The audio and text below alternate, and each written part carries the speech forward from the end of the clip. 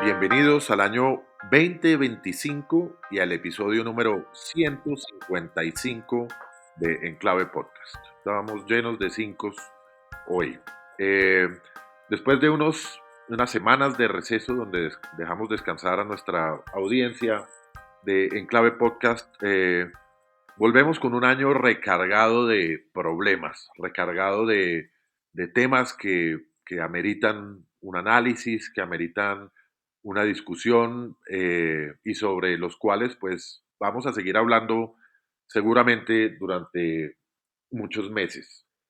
Esta semana que pasó, el presidente electo de Estados Unidos, Donald Trump, fue sentenciado, su sentencia fue confirmada por un caso de fraude contable y debe tomar posesión de su cargo el día 21 de enero próximo. Es decir, va a ser la primera vez que en los Estados Unidos, que supuestamente es la meca de la democracia, va a haber, va a tomar posesión del cargo un presidente condenado penalmente.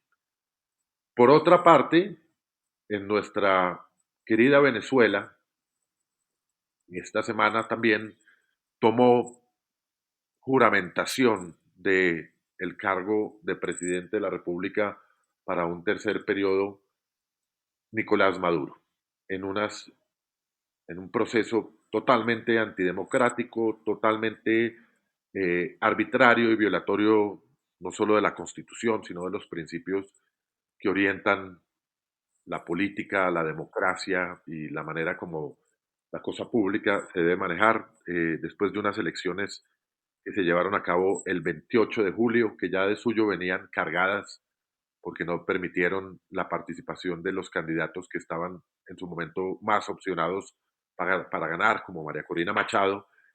No obstante, la oposición venezolana obtuvo un triunfo apabullante eh, y a pesar de eso, el poder electoral venezolano declaró ganador a Nicolás Maduro, que luego de un periodo entre la fecha de esa elección fue ratificado por el Tribunal Supremo, se dio a una tarea de reprimir cualquier oposición o protesta en contra de esa elección robada y terminó posesionándose de espaldas al mundo, podríamos decirlo, porque solo dos jefes de Estado atendieron la invitación, los sospechosos de siempre, el presidente de Cuba y el de Nicaragua, y el rechazo universal, podríamos decirlo, lo que generó, pues obviamente está generando una ola de indignación y medidas a nivel mundial en contra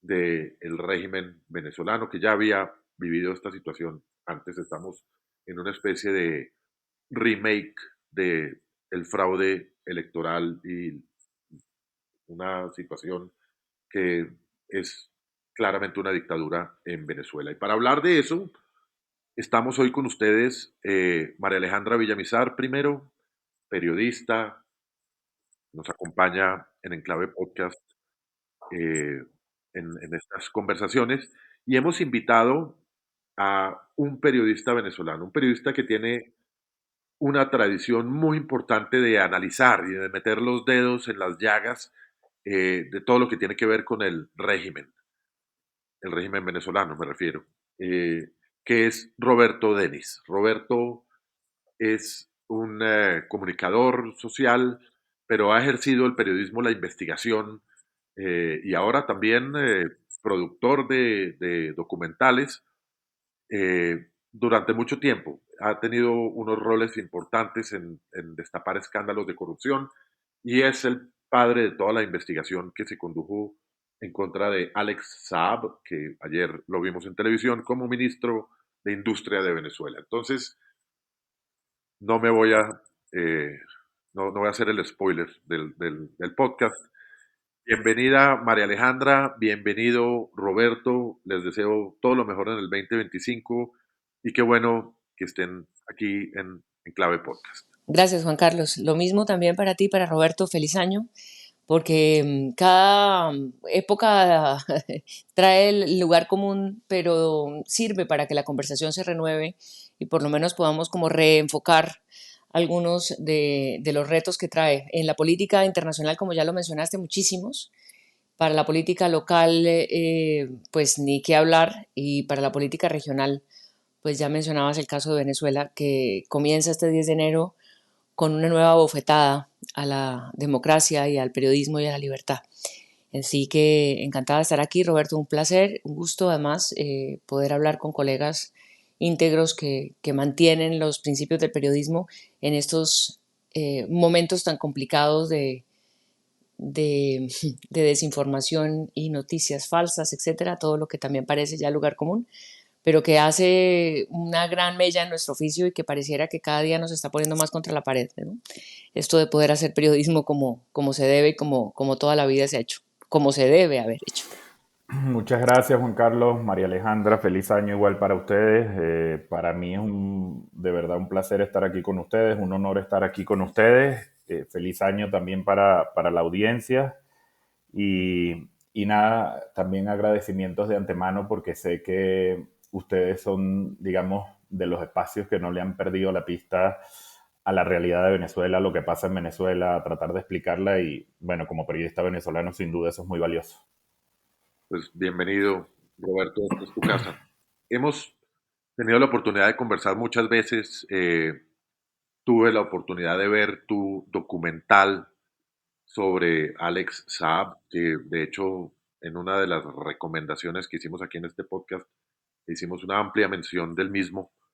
Eh, esto que estamos viendo que está ocurriendo en Venezuela, eh, ¿es más de lo mismo? O es un fortalecimiento, un endurecimiento de todas esas tragedias que vive el pueblo venezolano de una manera progresiva desde hace 28 años?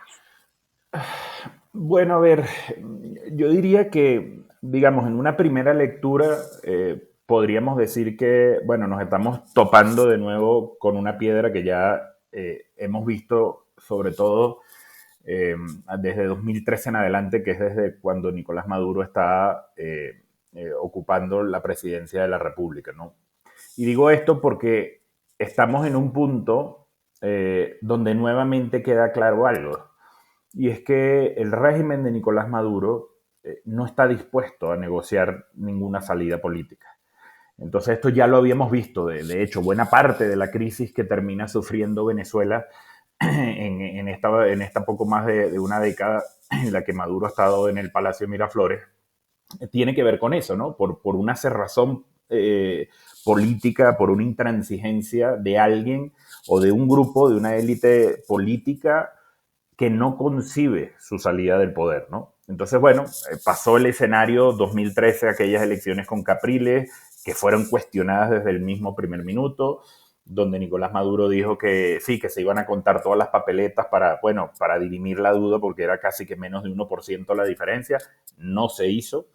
Eh, Tuvimos año 2015, gana la oposición la Asamblea Nacional de forma muy clara, abierta, y desde el mismo 2016 Maduro se dedica a vaciar de funciones, de poder, de fuerza esa Asamblea Nacional para luego imponer en 2017 de forma fraudulenta una constituyente. En 2018 unas elecciones que fueron, digamos, un certamen que desde semanas antes se sabía que iba a ganar porque no tenía rivales. Y bueno, ahora estamos en este trance que vive Venezuela, que al final es el peor de los escenarios posibles de todos los que podían pasar, digamos, eh, si pensamos lo que fue el 28 de julio. Entonces, en esa primera lectura diría que, bueno, nos estamos topando con lo mismo, y es la intransigencia de Nicolás Maduro, su régimen, su cúpula política militar, que se niegan, como digo, a ceder el poder, a concebir la vida política fuera del poder. Pero sin duda esto es mucho más grave, Juan Carlos y María Alejandra, ¿no? Eh, Aquí llegamos a este 10 de enero, como bien decías en la introducción, precedidos de lo que pasa el 28 de julio. El 28 de julio Venezuela vive una elección presidencial que ya de por sí era arbitraria, era desigual, no competitiva, injusta, pero aún así la oposición, dirigida por la estrategia, digamos, de María Corina Machado y después el señor Edmundo González, deciden, bueno, este es el mínimo espacio de cancha que nos dieron para jugar, vamos a jugar, y van y participan y terminan ganando ampliamente esa elección. Pero como vuelvo a lo mismo, Maduro se niega. No solo que se niega a aceptar el resultado, inventa un resultado, además con una tesis peregrina de que hubo un hackeo, un fraude, un hackeo esa noche al Consejo Nacional Electoral desde Macedonia del Norte para justificar al final el silencio y la omisión del CNE en entregar toda la información que debe sustentar un resultado electoral. No lo ha hecho a día de hoy. Eh, y bueno, el 10 de enero al final es el segundo paso de ese, digamos, el segundo gran paso de ese fraude electoral. Yo muchas veces veo que es como que son tantos años uno viendo esto que al final el Maduro y el chavismo lo que hacen es, bueno, ven estos acontecimientos como grandes hitos, pero bueno, no como deberían verse en un país medianamente democrático. Es decir, una elección presidencial debería ser, entre comillas, una fiesta, digamos, el día donde sus ciudadanos se expresan, donde se respetan los resultados, pero es que esa no es la concepción que tiene el régimen de Nicolás Maduro. Para ellos, cada hito de esto es qué hacer para aferrarse y sostenerse al poder. Y lo que hemos visto esta vez es que cruzaron, digamos, todas las líneas que quizás no se habían cruzado nunca. No les importa, no le importa, bueno, tanto no le importa que no le importa lo que dijeron los venezolanos el 28 de julio, pero mucho menos le importa todas las reacciones de la comunidad internacional y que estos pasos que está dando Maduro para aferrarse al poder, supongan más sanciones y más aislamiento internacional para Venezuela. Digamos, eso, digamos, es como a costo, ese es el costo que ellos saben que van a pagar y están dispuestos a hacerlo. Y eso es lo terrible de este episodio que estamos viviendo en estas horas en Venezuela. Perdieron la vergüenza totalmente. Totalmente.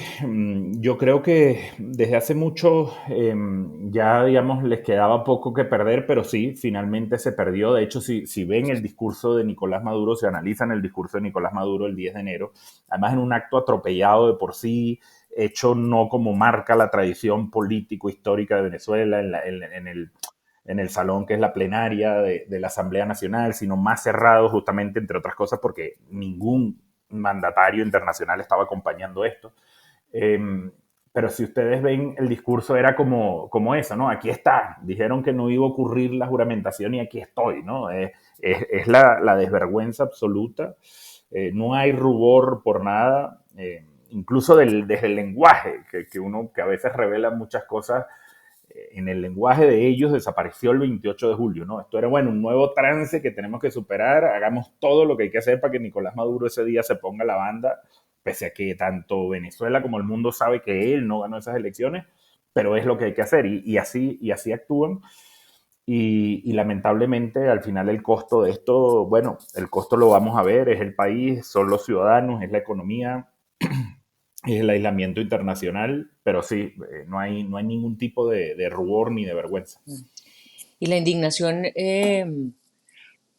no alcanza, porque al final está tan claro el panorama, pero al mismo tiempo tan oscuro, que es un escenario en el que la derrota pues se sabe y está en la punta de la lengua de todo. Está una derrota de la democracia, una derrota de la comunidad internacional que no ha podido, por vías del sistema multilateral, ser capaz de tener alguna salida o alguna posibilidad de impedir que esto que vimos ayer, ¿no? La parodia de ayer, la tragedia, la tragicomedia de todos estos señores haciendo el papel de un poco también de mártires, ¿no? Y de revolucionarios, entre comillas, tratando de ser héroes, genera como una reflexión que también es como una desidia general, ¿no? ¿Qué más se puede hacer con Venezuela? Y yo me pregunto, Roberto, si al tiempo de que no tienen vergüenza, ¿qué tan posible es que haya algo de desespero y de que haya todo esto que pasó ayer, el adelantar la posesión? Ellos saben perfectamente en qué escenario están. ¿Hay algo de posibilidad de todas esas especulaciones sobre que pueda realmente desenlazar el nudo, algún tipo de acción algún tipo de hecho político, algún tipo de hecho, digamos, de fuerza también, ¿por qué no?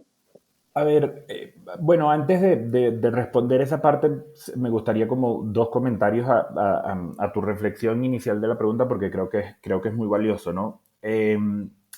Yo creo que la crisis venezolana, si algo demuestra, son dos cosas muy evidentes que obviamente están relacionadas una con la otra. La primera es que la comunidad internacional no tiene herramientas, eh, digamos, para solucionar un conflicto como el venezolano. Al contrario, esta crisis ya vamos a 25 años, digamos, si contamos el tiempo de Chávez en el poder, más Nicolás Maduro, estamos hablando de más de 25 años en el poder, y lo que hemos visto es una deriva, un empeoramiento, cada vez la crisis peor. Cada vez Nicolás Maduro le da una vuelta de tuerca a su autoritarismo, a su modelo, digamos, de espaldas al mundo, donde desconoce ya no solo el mínimo de reglas democráticas, sino cualquier tipo de reacción de la comunidad internacional o institucional desde el punto de vista internacional, ¿no? Entonces, eso por un lado. Pero lo segundo es que yo creo que al mismo tiempo el chavismo y Nicolás Maduro le encontraron la vuelta, le encontraron la caída de esa misma comunidad internacional. Eh, y es por eso que, bueno, vemos que Venezuela está muy de la mano con países como Rusia, como Irán, como China, porque, bueno, son los países que en ciertos momentos han terminado siendo especies de salvavidas, además que a esas grandes, digamos, potencias como China, Rusia, quizás hasta por geopolítica le conviene que Venezuela siga siendo un factor de perturbación que moleste a Estados Unidos, ¿no? Dentro de ese juego más grande de la geopolítica. Entonces, Nicolás Maduro, digamos, perfectamente le ha encontrado la caída, digamos, a esa comunidad internacional y por eso juega como juega con la comunidad internacional. Aquí no hay que olvidar que a la elección del 28 de julio se llega previo firma en octubre de 2023 del acuerdo de Barbados. Ese acuerdo de Barbados era emplazado, digamos, por la comunidad internacional, donde Brasil y Colombia, entre otros, estaban como garantes, pero estaba Estados Unidos, estaba el Reino de Noruega, varios de los países que han, digamos, participado en esto. Bueno, Nicolás Maduro no cumplió, pero ni una sola letra del espíritu de ese acuerdo. Se hacen las elecciones, las pierde y estamos en este trance, ¿no? Entonces yo creo que ahí se interrelacionan esos dos elementos. Y después con tu pregunta, digamos, sobre, bueno, si hay esperanza o no, o qué cosas imaginar. Obviamente hay que entrar en el terreno de la especulación. Eh, a ver, yo creo que también, así como hemos dicho, que bueno, que esto es mucho más grave, yo creo que el hecho de que sea tan desvergonzado lo que aquí ocurrió, tan evidente el fraude, seguramente pueda generar ciertas fisuras, ciertas grietas a lo interno del chavismo. Hay movimientos de izquierda y voces de izquierda en Venezuela, digamos, que acompañaron tradicionalmente en su momento al movimiento de Hugo Chávez, que se han manifestado en contra de lo que está ocurriendo, que han calificado casi que abiertamente esto como no solo como un fraude, sino casi que como un golpe de Estado, el hecho de la juramentación del propio Nicolás Maduro de forma fraudulenta. Entonces, el asunto es ver, digamos, porque bueno, obviamente Maduro lo sabe y esta suerte de Estado policial que quieren convertir ahora lo saben, represor. El asunto es ver si ellos logran detener, digamos, esas fisuras, si logran cortar a tiempo esas grietas, que no se hagan, digamos, más grandes y terminen por resquebrajar de cierto modo o generar un acontecimiento inesperado que no estemos viendo ahorita, ¿no? Mm. Creo que es En esto. el acuerdo de Barbados, permítate, te interrumpo, en el acuerdo de Barbados justamente uno pensaría o pensó en su momento que se había sembrado algo, más allá de lo que pretendían los Estados Unidos, pero en un momento incluso, bueno, Alex Saab vuelve de acuerdo a esa negociación y a ese proceso de diálogo en el que confían en las palabras o en la voluntad de Maduro de cumplir no solamente con el tema electoral, sino con otros intercambios, etcétera, que se dan y que luego los desconoce del todo. Yo lo que uno se pregunta justamente es, ¿se puede burlar todo el tiempo de todo? Es decir, ¿es posible y eterna la burla de Maduro? Como tú dices, encontró el camino, la fisura de todo este sistema, pero, pero no sé si haya, es que es difícil decirlo, ¿no? pero si hay una resistencia eterna, es decir, uno pensaría que con ese acuerdo empezaban como a allanarse algunos caminos y la burla de ese acuerdo es solo la burla o es que ahí pasó algo, porque hay una doble moral y hay una doble cara también en algunos aspectos económicos y algunas posturas también de los Estados Unidos, por ejemplo, por supuesto de Colombia, pero que terminan de alguna manera dejando que tenga como unos resortes, ¿no? Donde pueda rebotar esa burla, no se sabe. Yo he conversado en estos días con muchos amigos venezolanos principalmente y algunos de ellos me han dicho que no, que el sabor no es 100% de derrota, porque si miramos también la evolución que ha tenido el movimiento de oposición en los últimos 5 años, yo creo que hoy es un movimiento que está mucho más consistente, por decirlo de alguna forma. No puedo decir que fuerte porque pues, fue insuficiente para deponer al régimen, pero es un movimiento que, entre otras cosas, le debe parte de su cohesión y su actual coherencia al acuerdo de Barbados. Es decir, Estados Unidos puso unas sanciones, Estados Unidos capturó o tenía preso a Alex Saab, a los narcosobrinos, etcétera. Todo eso por lo menos hizo que concurrieran a las conversaciones de Barbados, así no hayan cumplido buena parte de lo que se acordó, pero yo me pregunto si Maduro habría hecho unas elecciones si no hubiera sido por Barbados. Es decir, no cumplió con la rehabilitación de los candidatos, etcétera, pero hubo al fin y al cabo unas elecciones que relegitimaron y unieron a la oposición en torno a la gran triunfadora que fue María Corina Machado y obviamente su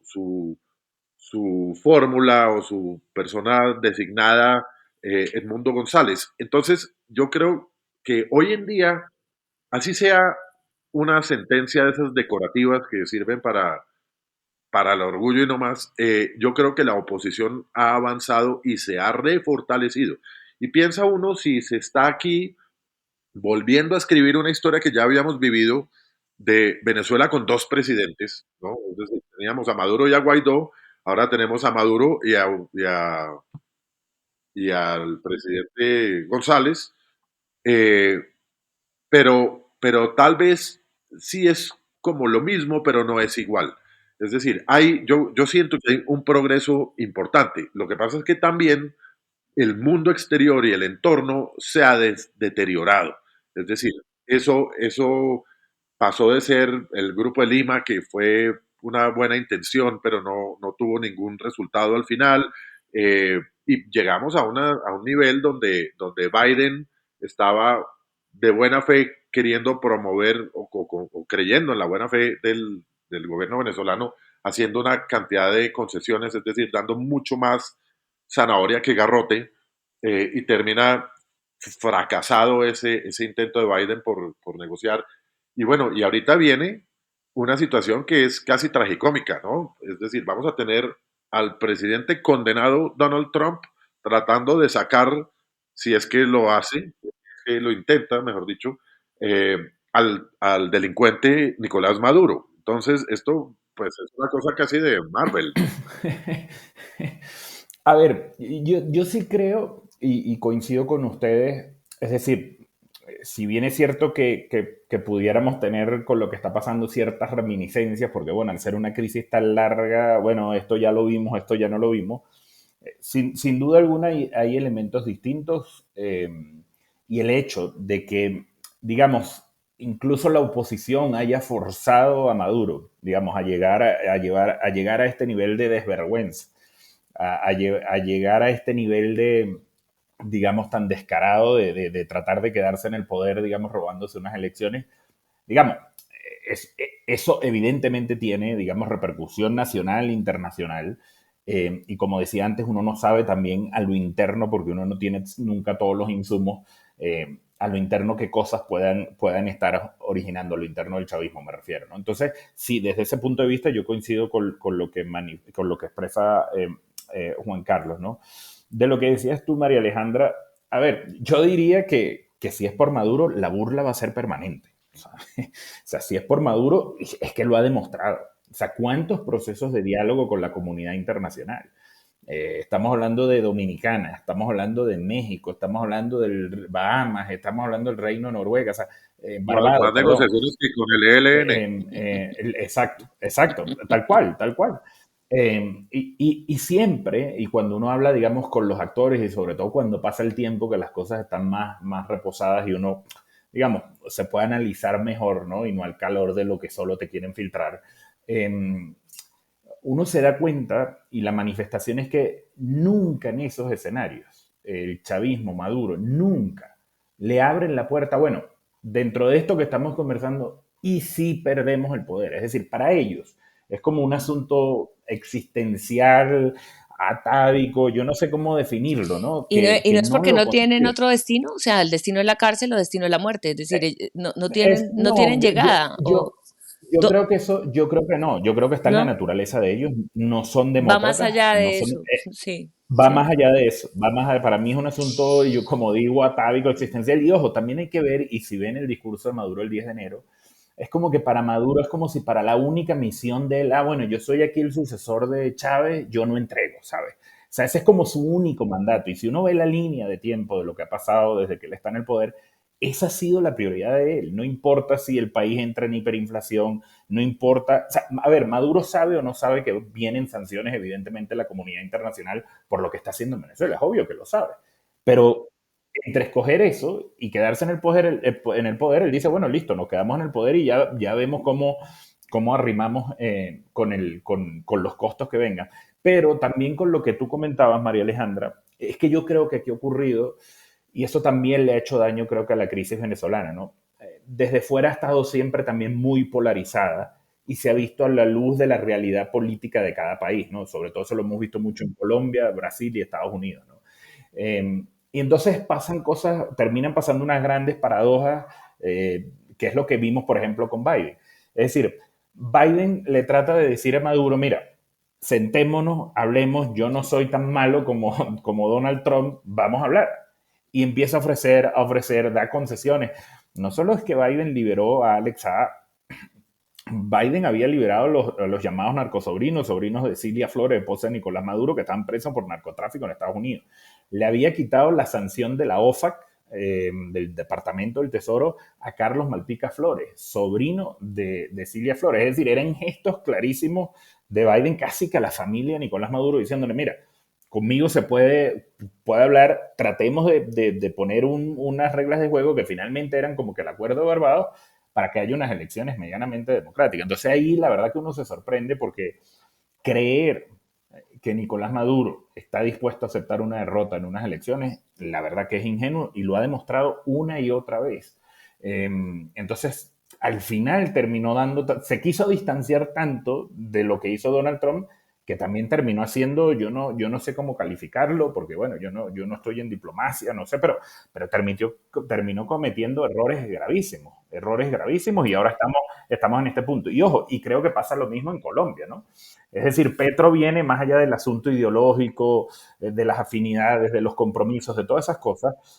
Petro viene como con la idea de que es que aquí hay que hacer todo distinto a lo que hizo Iván Duque, ¿no? Porque bueno, con lo de Iván Duque no funcionó, ajá, pero Petro también se lava las manos en un asunto, en el asunto de que él ha tenido responsabilidad. El canciller Leiva, cuando era canciller Leiva, estuvo en Barbados en la firma del acuerdo de Barbados.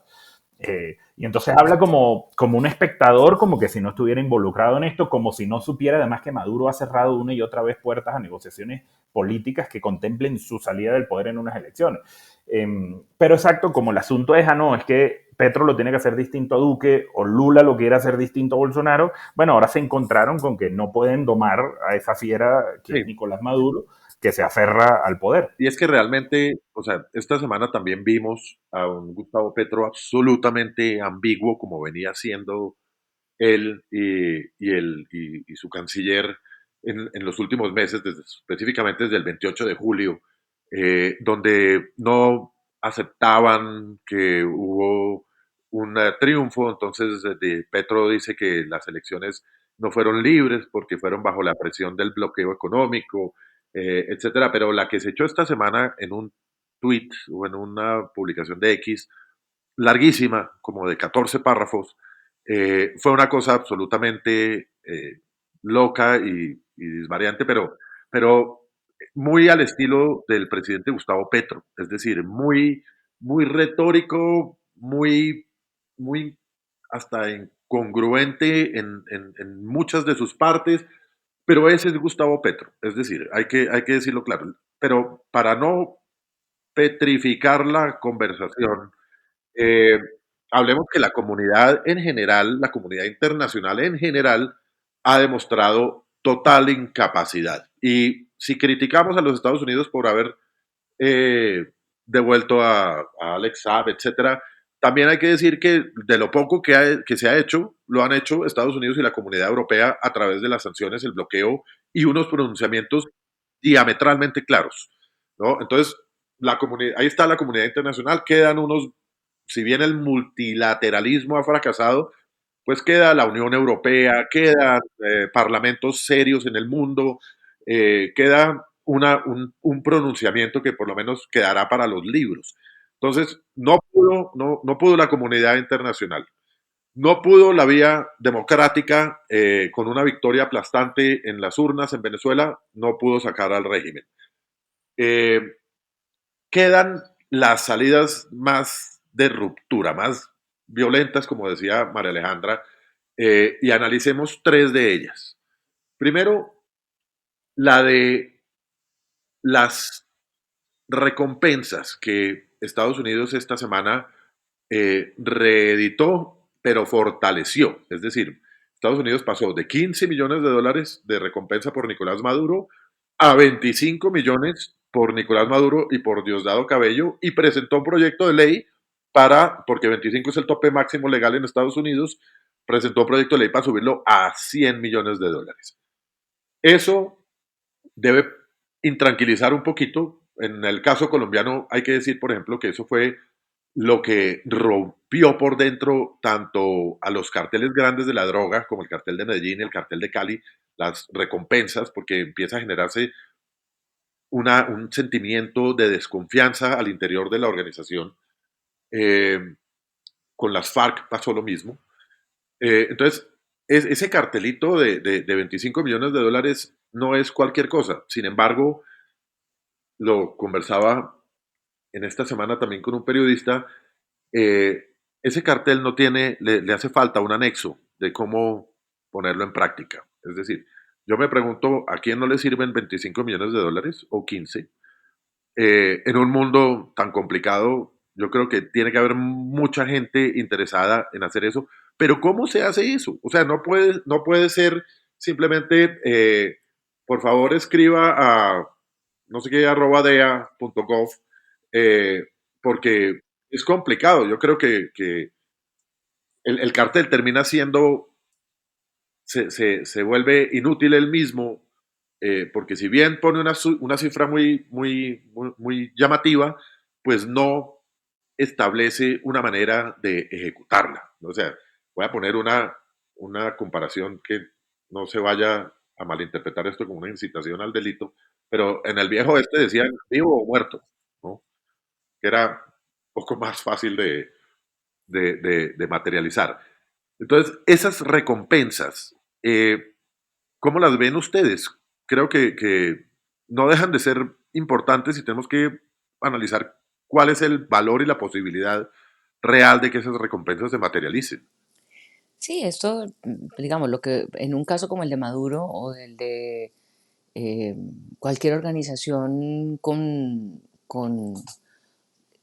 características casi delincuenciales, tienen unos esquemas de seguridad, unos esquemas, unos círculos de protección pues muy cerrados en los que esos están entrenados. Es decir, pensemos que el régimen venezolano está entrenado por Cuba, ¿no? Además, y en muchos sentidos la expertise de Cuba para mantener el régimen durante 60 años o más, eh, pues ha tenido también un poco todo ese es que montar toda la estructura alrededor del mantenimiento en el poder.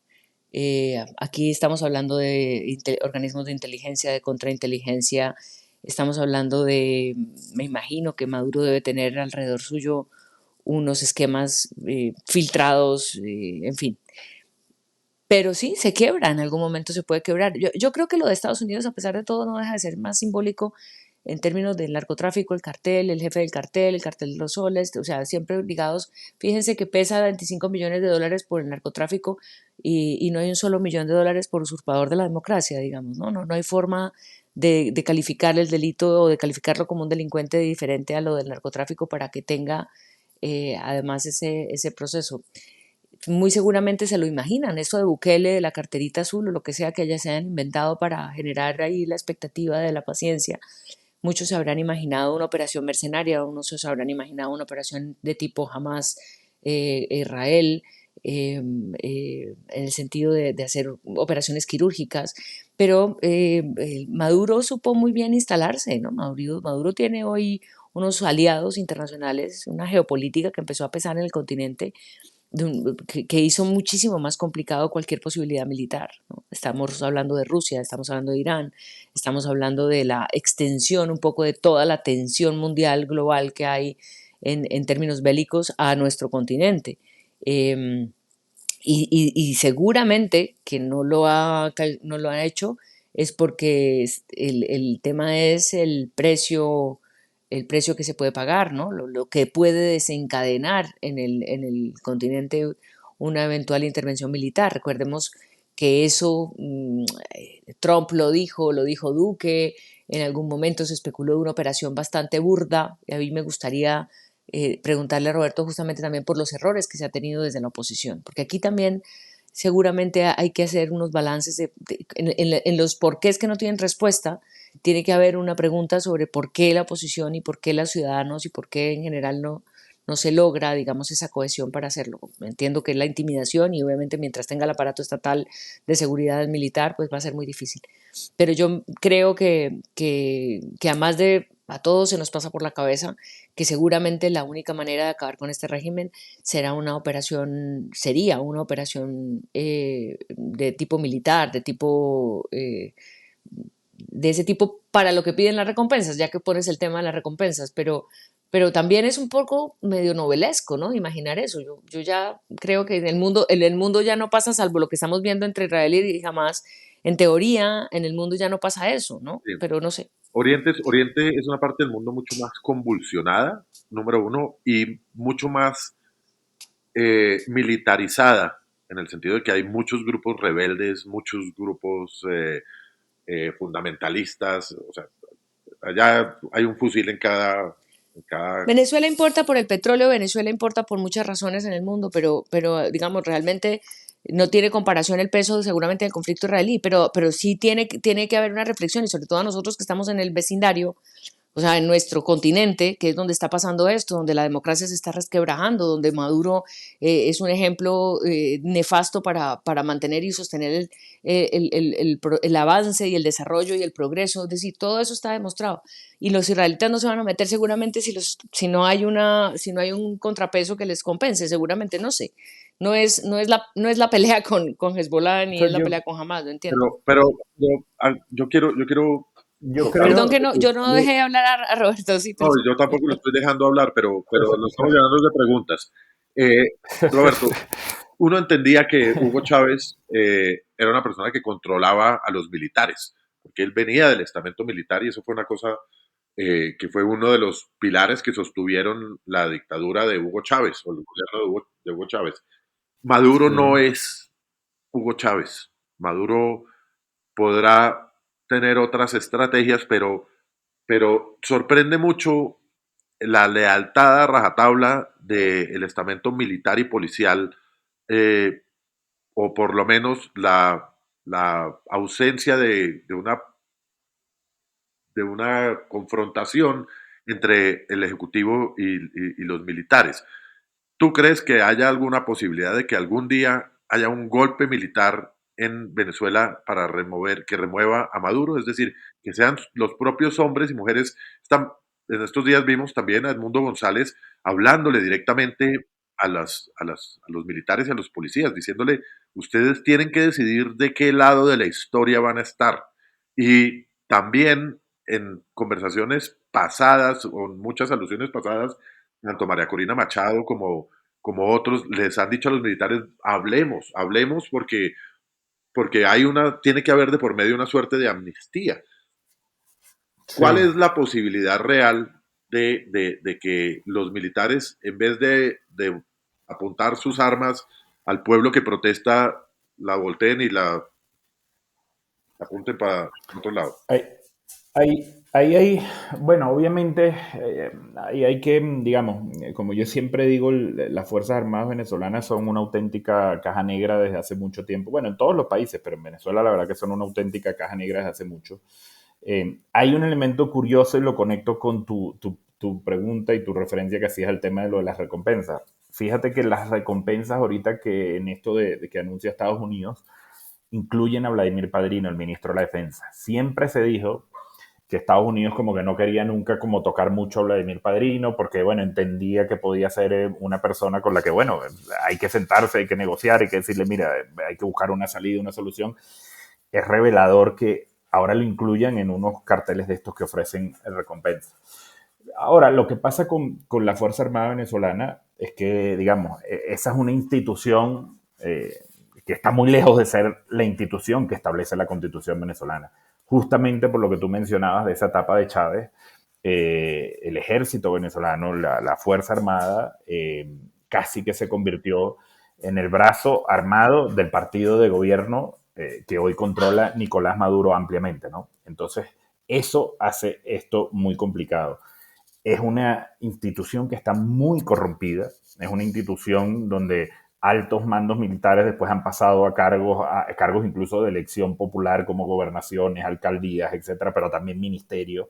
Está permeada por la corrupción. Muchos de los escándalos, de grandes escándalos de corrupción que tenemos en Venezuela, llevan el sello militar por algún lado. Entonces eso lo hace como más complicado. Yo creo que sin lugar a dudas, y ahí es cuando yo hablaba del asunto de generar fisuras, generar quiebres, eh, bueno, a eso me imagino que apunta la estrategia de María Corina, eso apunta la estrategia de Edmundo González en ese pronunciamiento cuando les habla y diciéndoles, mire, ustedes también tienen una responsabilidad, ¿no? Pero si el 28 de julio, que fue tan visible la derrota electoral de Maduro, si ese día el alto mando militar permitió que se hiciera la chapucería que se hizo para anunciar los resultados, y de ahí hasta entonces, hasta enero, hasta el 10 de enero, no han logrado, digamos, encauzar a Maduro, yo no sé si estamos, digamos, en un momento en que eso sea posible, pero sin lugar a duda, evidentemente son un actor clave en toda esta historia, lamentablemente. Y yo creo que por eso, bueno, conecto con el inicio de la conversación, esa es la tragedia que tiene Venezuela y que tenemos los venezolanos ahorita, ¿no? Porque aquí pareciera que la única tarea de Nicolás Maduro es cerrarle la vía a cualquier salida política, a cualquier salida negociada, a cualquier salida pacífica. Entonces, cuando tú cierras todas esas válvulas, exacto, como tú lo decías, Juan Carlos, los escenarios y las válvulas que van quedando son las menos deseadas, las menos esperadas, porque eso al final también son auténticas monedas al aire que uno no sabe qué hay detrás, cómo terminan, ¿no? Eh, y yo creo que esa es la tragedia que estamos enfrentando en este momento. Y no sé, es obvio que Edmundo González y María Corina tendrán una estrategia, estarán buscando de alguna forma acercamientos con el mundo militar. O sea, yo no es que tenga información, pero no hay que ser muy, digamos, perspicaz para creerlo. Pero no sé, digamos, lo que demuestran todos los acontecimientes es que, de hecho, la Fuerza Armada se ha convertido en un problema y es corresponsable de esta crisis institucional que vive Venezuela desde hace tanto tiempo. Y una salida al problema, pues obviamente tiene que tenerlos en cuenta a ellos. Yo creo que al final de cuentas Sí, eh, no hay una solución, tiene que ser la mezcla de muchas cosas, pero si hay alguien que pueda cobrar la recompensa, son solo los militares. Es decir, porque un ciudadano común y corriente le debe quedar muy difícil penetrar ese círculo de seguridad que tiene el régimen. y yo creo, y bueno, y además que yo creo que, y ese es otro elemento que agrava esto más. De hecho, vimos imágenes terribles pocos días antes de horas, antes del 10 de enero, Maduro repartiendo fusiles a civiles, ¿no? Hay que recordar también que desde la época de Chávez y más con Nicolás Maduro, se han encargado de militarizar sectores de la sociedad que no son el mundo militar, ¿no? Justamente para generar estas diferencias, estos choques, a donde todo el mundo también se sienta vigilado, ¿no? Además hay estamentos como el SEBIN, que es la policía política, que están muy al servicio de alguien como Diosdado Cabello, la DGCIN, la División de Contrainteligencia Militar, muy al servicio del propio Nicolás Maduro, sembrando el terror, la represión, pero le dieron mucha responsabilidad que a lo mejor era de las Fuerzas Armadas, se las dieron a estos órganos específicos que tienen detrás, digamos, una orden política y entonces digamos, eso te hace todavía el mundo militar venezolano, lo convierte todavía en un ajedrez, en un laberinto de más difícil resolución, ¿no? No hay que olvidar, hay montones de militares que están presos también en Venezuela, que siempre que se habla de los presos políticos, tal, pero hay montones de militares que están detenidos en Venezuela por supuestos planes, complots, planes terroristas, etcétera, que muchas veces ni exacto, sospechas y están tras las rejas, muchas veces injustamente, arbitrariamente detenidos, sin derecho a la defensa. Entonces, digamos, o sea, la tragedia es esa, ¿no? Que estamos en un punto y por eso Maduro, digamos, siempre apuesta a esto, ¿no? Porque él dirá, bueno, a medida que vaya pasando el tiempo, uno va acomodándose, aumento la represión, voy debilitando las fuerzas que haya que debilitar y ese es el perverso juego en el que ha metido Venezuela todos estos años. Sí, y yo no, mejor dicho, yo me resisto a creer que no queda esperanza. Es decir, porque mucha gente a la que tú le preguntas, ¿y acá qué pasó? No va a pasar nada. La respuesta de mucha gente es no va a pasar nada, esto se fue así, etcétera. Pero, pues también las dictaduras no son eternas. Es decir, miren lo que pasó Sí, hace poco en Siria, y de ahí para atrás empezamos a contar a Gaddafi, a Saddam Hussein, a todos los que han tenido esas aspiraciones de dictadores eternos, pues terminan saliendo. Entonces yo creo que pues, un poco eh, pesimista es creer que no va a pasar nada nunca. Eh, pero no, yo no creo. también están ahí los Castro para, ¿no? Para demostrarnos que se puede.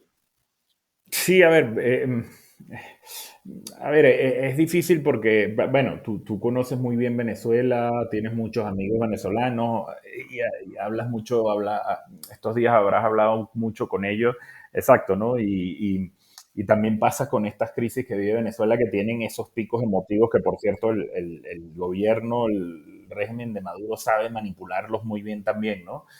Con la propaganda, la desinformación, ¿no? Entonces, yo creo que, digamos, más allá, porque bueno, quizás mi rol como periodista no es vender aquí ilusión o esperanza por esperanza.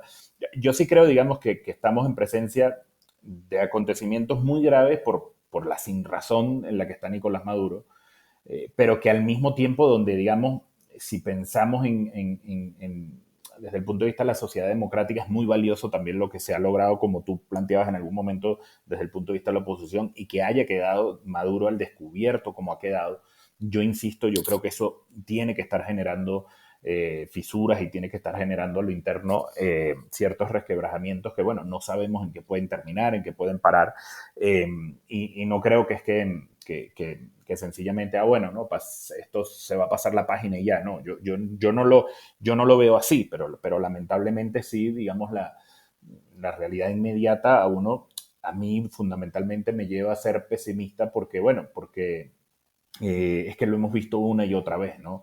Y cuando tú ves que una gente está, digamos, de la forma en que están atrincherados en el poder, o sea, que es que no, además que es una cosa casi que delirante, enfermiza, porque es el poder por el poder, ¿no? O sea, tú, ¿desde cuándo no se oye a Maduro hablando de, no sé, el país va a hacer una inversión en sus vías, un plan económico de crecimiento? No, es la supervivencia, es el día a día por sobrevivir en el poder.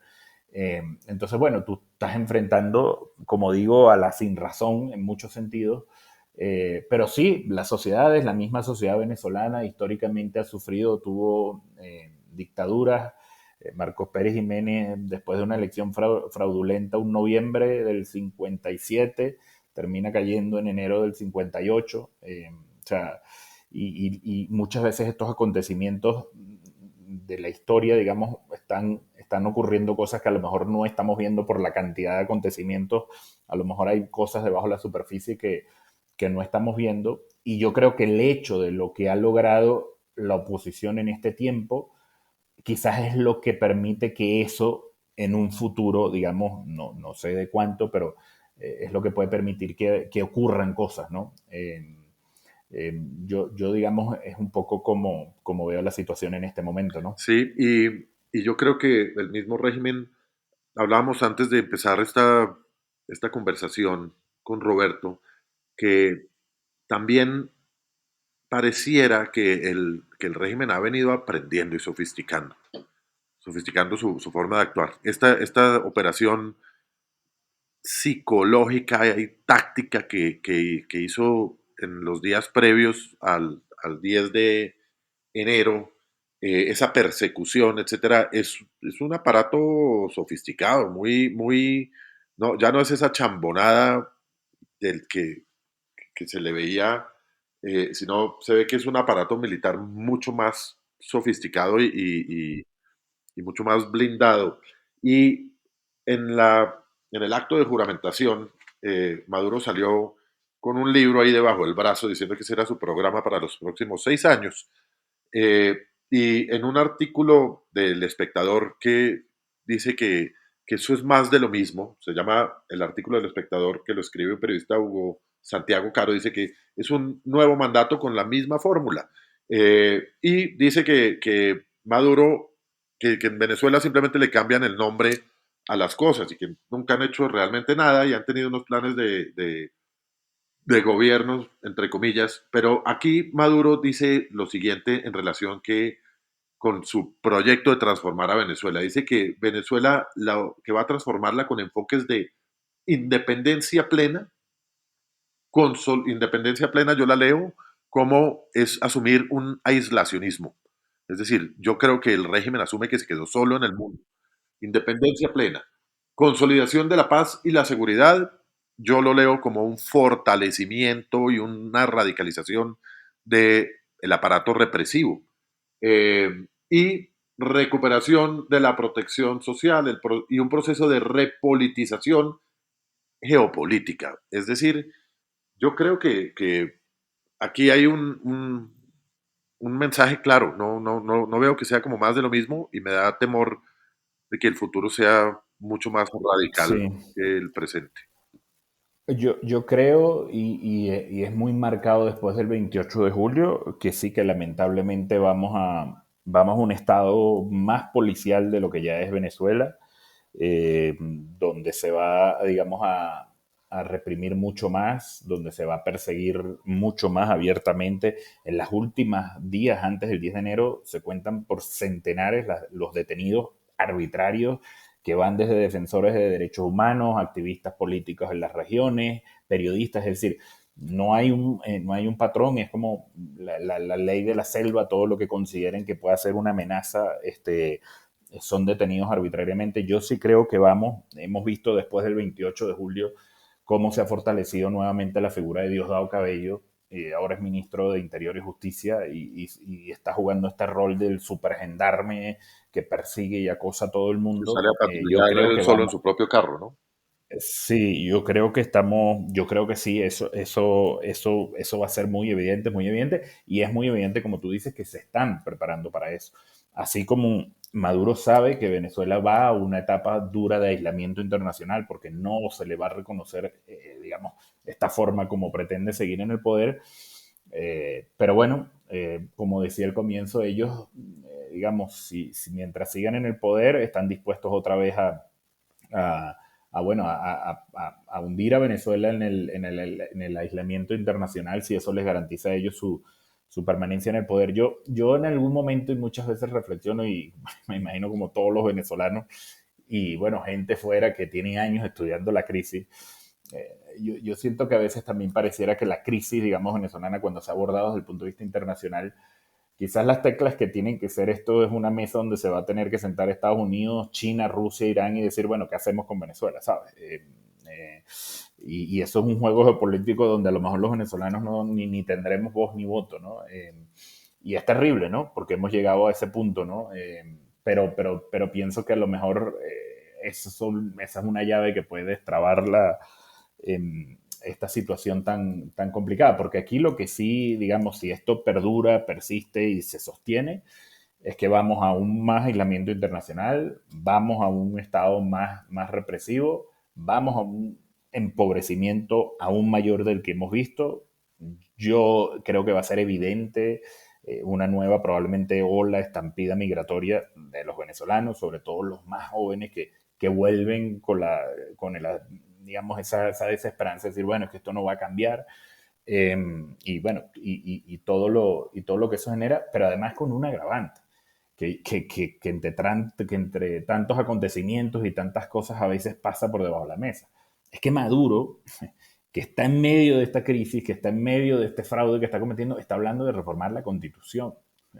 Y esa reforma de la Constitución, yo no me la quiero imaginar en esta condición hacia dónde va, a afianzar todo esto, a cerrar las vías de participación de cualquiera. Me imagino que será evitar un futuro 28 de julio en los próximos años. Digo que esa será la lógica que ellos tienen en la cabeza, ¿no? Entonces imaginémonos, o sea, estamos en medio de esta crisis y le van a abrir la puerta a una crisis quizás aún mayor en breve, ¿no? Entonces, eso sin lugar a dudas va a generar una nueva ola migratoria venezolana con los impactos que eso tiene para los países vecinos de la región y luego para Estados Unidos, ¿no? Sí, es de momento, digamos, muy terrible y peligroso el panorama por eso mismo, ¿no?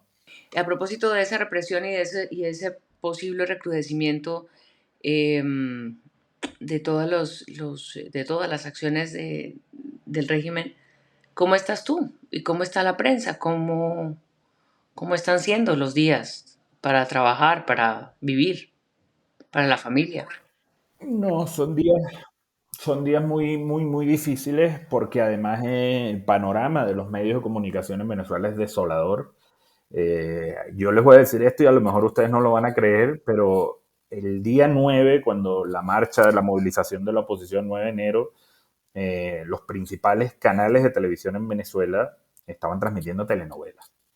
Así de censurados y autocensurados de tal eso que se llamaba en su momento la gran prensa, ni se diga periódicos como el Universal que pasaron a manos de testaferros y hoy son casi que el Granma versión criolla, versión venezolana. Y bueno, Globovisión. Globovisión también, el único canal de noticias en manos de otro testaferro del régimen de Nicolás Maduro, sancionado por Estados Unidos, acusaciones de lavado de dinero y corrupción en Estados Unidos. Entonces, desde ese punto de vista es terrible. Hay espacios como el nuestro de Armando Info, que somos un medio chiquito, digital, que sobrevivimos en el espacio digital. Así hay otros medios fundados también por periodistas que, bueno, vieron que todo se estaba cerrando y salieron a fundar pequeños espacios, pequeños medios. Pero bueno, tenemos unos recursos limitados, unos alcances limitados, somos medios que estamos censurados. Es decir, para acceder a nuestra página web en Venezuela, la gente tiene que usar una VPN para estas aplicaciones para evadir, digamos, enmascarar la dirección IP y poder conectarte, ¿no? De eso estamos hablando, donde cada vez es más difícil sostenerse financieramente, porque, bueno, es muy complicado, pero además perseguido judicialmente. Yo salí de Venezuela en 2018 a comienzos por la investigación de Alex Saab. Primero él me demanda por difamación, injuria continuada grabada, que eran 6 años de cárcel. Después, un día antes de que lo extraditaran a él, ya yo estando fuera de Venezuela, lo extraditaran a él desde Cabo Verde a Estados Unidos, me abren otra acusación por instigación al odio, que está en una ley llamada la Ley contra el Odio, que contempla 20 años de cárcel. Y más recientemente, el año pasado, el propio fiscal general de la República, tanto a Eva Alchafenber, editor fundador de Armando Info, como a mí, nos acusó de pertenecer a una trama de corrupción de Tarek El Aizami, el exministro del petróleo del chavismo que nosotros hemos investigado. Y nos acusó. Entonces tengo, digamos, una larga lista de acoso judicial, obviamente prohibición de entrada a Venezuela. Hay periodistas, y me gustaría recordarlo aquí, lamentablemente colegas que siguen en el terreno, que siguen en Venezuela, siguen presos, varios de ellos detenidos en las horas posteriores al 28 de julio, sencillamente por estar cubriendo las protestas, la reacción del país de lo que estaba ocurriendo. Siguen hoy presos, algunos de ellos acusados de terrorismo. Veía en estos días que un colega del Zulia, el estado Zulia, lo detuvieron también en la cobertura de lo del 9 de enero. Así que, digamos, el panorama es terrible, en muchos sentidos es desolador, pero bueno, uno como periodista siempre cree bueno, esta es la responsabilidad, es el deber de uno y bueno, mientras uno pueda, uno va a continuar, porque bueno, es lo que uno es útil, este es el trabajo de uno y es lo que debemos seguir haciendo. Bueno, pues se nos acaba el tiempo, pero yo no quisiera que este fuera un podcast de desesperanza. Yo creo que, como dijimos hace un momento, ha habido un trabajo muy importante de la oposición, unos logros que no son despreciables y hay una esperanza.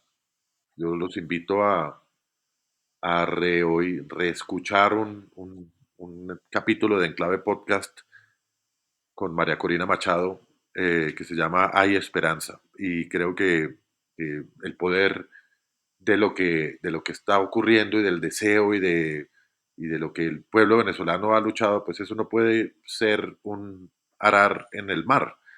Y tarde o temprano yo creo que habrá justicia.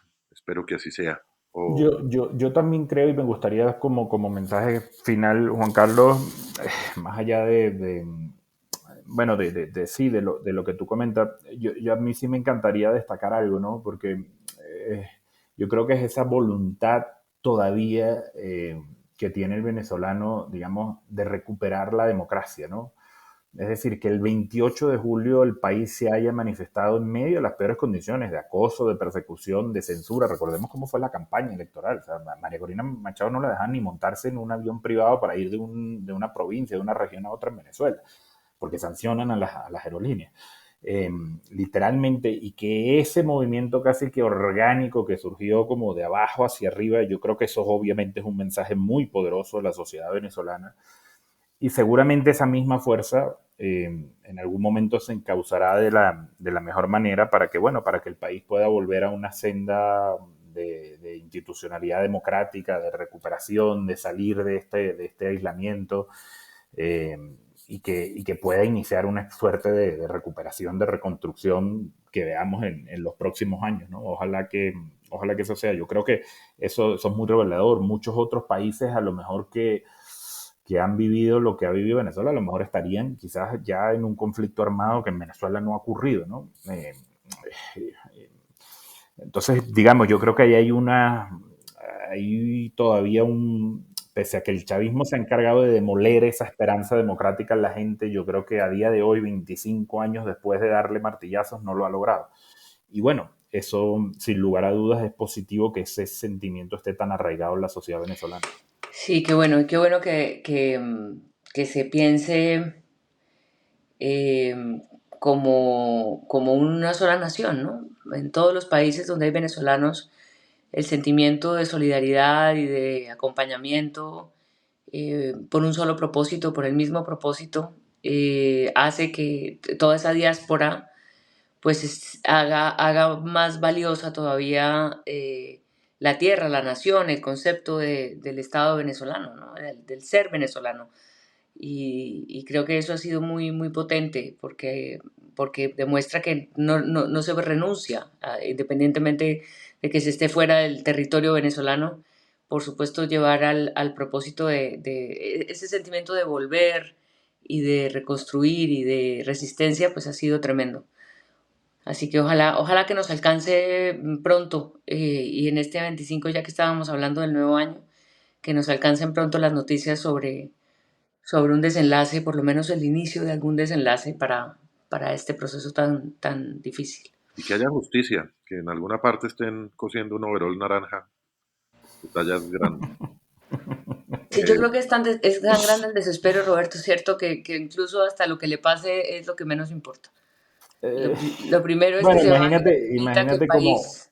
Imagínate como un periodista que ha cubrido tantos años sobre todo el tema de la corrupción en Venezuela. Sí, a Sí, ver, yo soy de los que cree que tiene que haber justicia, sin sí, lugar no, a por dudas, supuesto.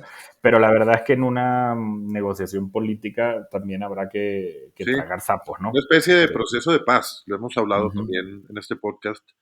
Ahí tiene que haber un tema de alguna amnistía, tiene que haber alguna perdón, reparación, no repetición, justicia transicional, en fin. Pero bueno, Roberto, este podcast siempre termina con una recomendación de nuestros invitados a nuestra audiencia. ¿ qué estás leyendo? ¿Qué película estás viendo? ¿Qué serie? No, Una recomendación que quieras. bueno, les recomendaría, porque viene muy a tiro y a tono con lo que ha sido nuestra conversación, el libro de Anne Applebaum llamado Autocracia S.A. Lo acabo de terminar de leer y, y me parece que da muchas luces para entender justo regímenes como el que está en Venezuela, ¿no? Que no, esto no es un asunto ideológico como todavía mucha gente lo quiere ver, derecha-izquierda, sino que aquí hay una red de autocracias que se nutren mutuamente y que quizás explican por eso su permanencia en el poder. Y sobre todo a mí me interesó mucho por cómo ella dibuja, digamos, todas estas redes cleptocráticas que se han tejido en el mundo, porque lamentablemente Venezuela hoy, y tú lo sabes muy bien, Juan Carlos, se ha convertido en una gran cleptocracia. Entonces esos paralelismos que ella establece entre lo que ha ocurrido en Rusia, Turquía, Irán, con lo que está pasando incluso en Venezuela y que sume en su mirada a Venezuela en esto, la verdad que me pareció muy revelador y que creo que sobre todo para una audiencia internacional, digamos, no solo venezolano, sino una audiencia internacional, le va a dar una mirada muy interesante y con muchas luces para entender lo que pasa en Venezuela. ¿Vas a ir al Hey Festival en Cartagena? Sí, me gustaría ir. Está Ann Applebaum. Va a estar, vi que va a estar, sí, correcto. Sí. Bueno, pues hablemos. Vale. Mar- María Alejandra, qué le recomiendas hoy a nuestra audiencia? Dos cosas. Una librería que se llama Ficciones, Ficciones Bar de Libros. Está en la carrera octava 6777. Está dirigida por Consuelo Gaitán, quien tiene un gran, digamos, camino recorrido enormemente en el mundo de los libros. Fue directora de la Biblioteca Nacional en general.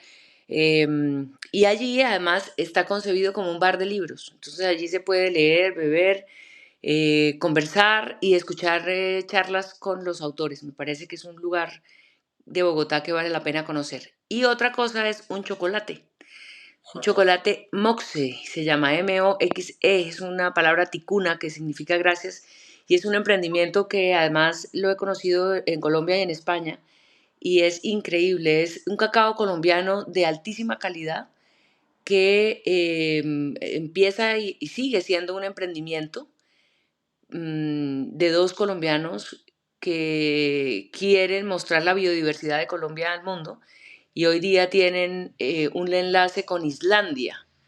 Y me parece que vale la pena conocer este chocolate. Se llama Moxe Foods, pueden verlo en su página en internet y ver la maravilla de producto que lograron hacer estas dos personas. Bueno, qué maravilla.